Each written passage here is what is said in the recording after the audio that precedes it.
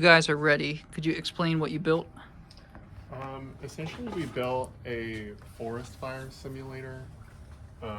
So it's like a 320 by 320 grid of trees, and we just ignite one of the trees, and then basically, like, whether or not a tree burns is sort of like a function of its neighbors. So if it has a neighbor that's on fire, there's a probability that it'll also light on fire.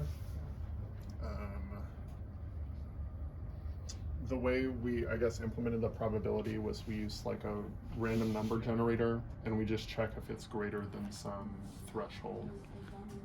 We also implemented, I guess, a user interface, so the user can set the temperature, which increases the probability of ignition. If, like, the higher the temperature, the higher the probability of fire. Okay. You can also set the humidity level, which higher humidity brings down the probability of igniting. And then you can also pick like where you want the fire to start. So I'll start it in the center this time. Oh, wow. So that's a lower probability? Yeah, that's a slightly lower probability. The higher the probability is, the more, I guess, square-like it looks. Yeah.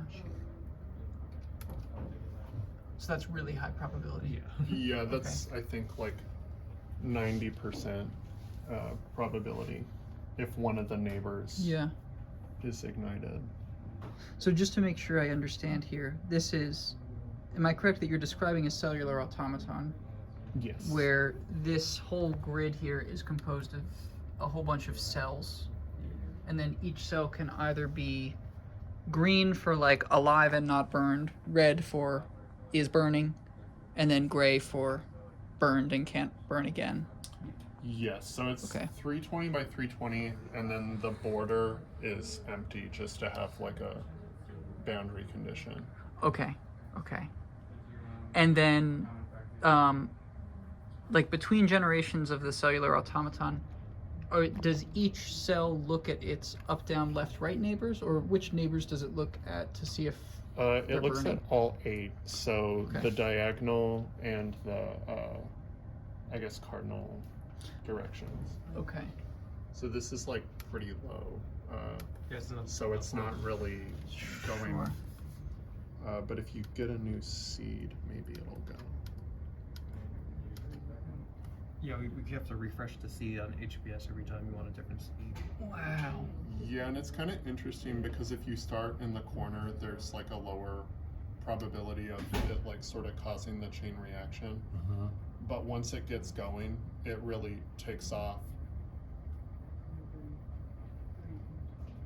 The edges look so sort of organic to me.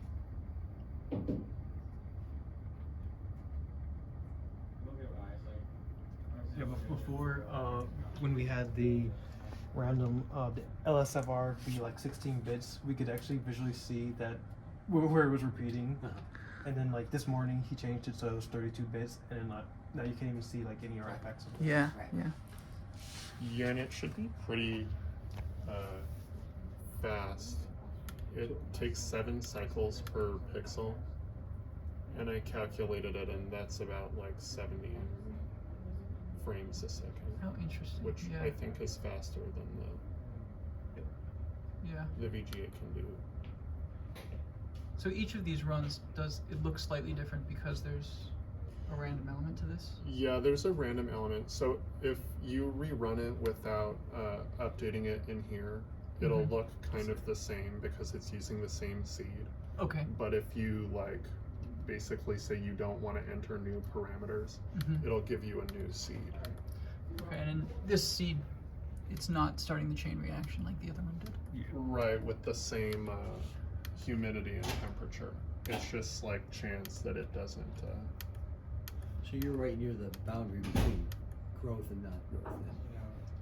Right, I think like, and it's also depends on like where you start it, because like if you start it in the corner, you don't have 8 neighbors to check. Right. You only have 3.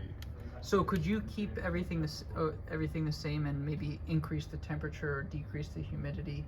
Somehow just increase the probability that things start burning. So that's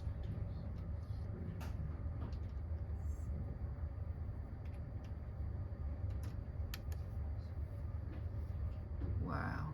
that like lowered the humidity by 1 level. It still doesn't burn them all, does it? Yeah, it usually doesn't burn them all, even if it's like red max settings. Like there'll still be at least a few pixels that are still green. Interesting. I wonder if that maps to reality at all. I think it does. I'll bet that it does, yeah. How interesting. It's just kind of interesting to me too that depending how you change, like that to me looks like you lit a piece of paper in the upper left corner.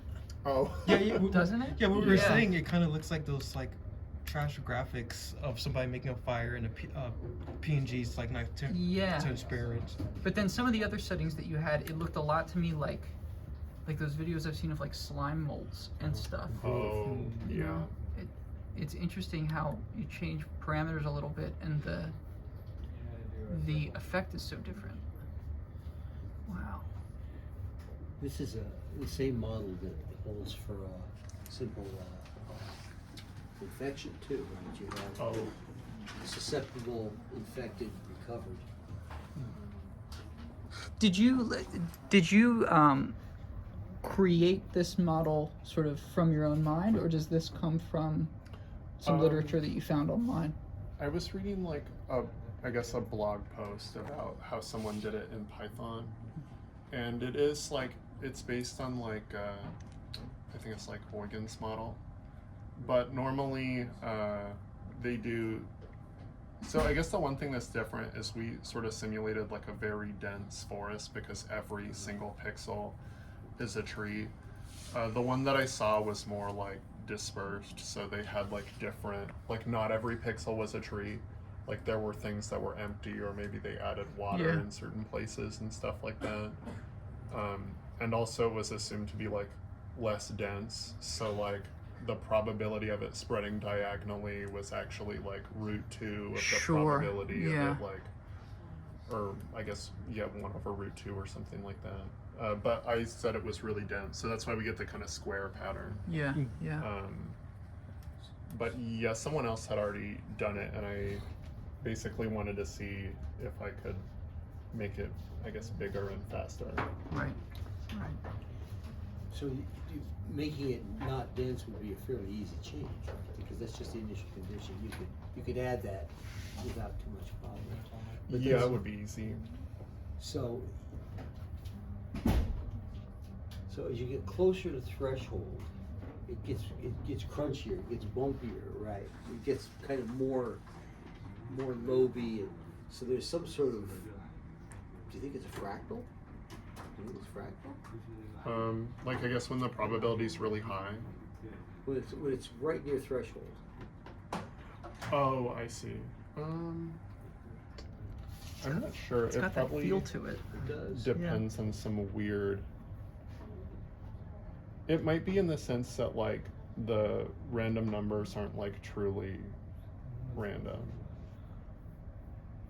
I don't know. I mean, it looks sort of clumpy.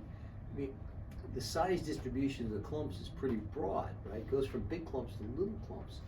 I'll bet if you plotted those, you'd find it was a power law. And anyways, That's really, really neat. very neat. Yeah. Well, thank you guys. That's a really cool demo. Yeah, I wanted to make it bigger, but Random screen. yeah, there's not enough memory.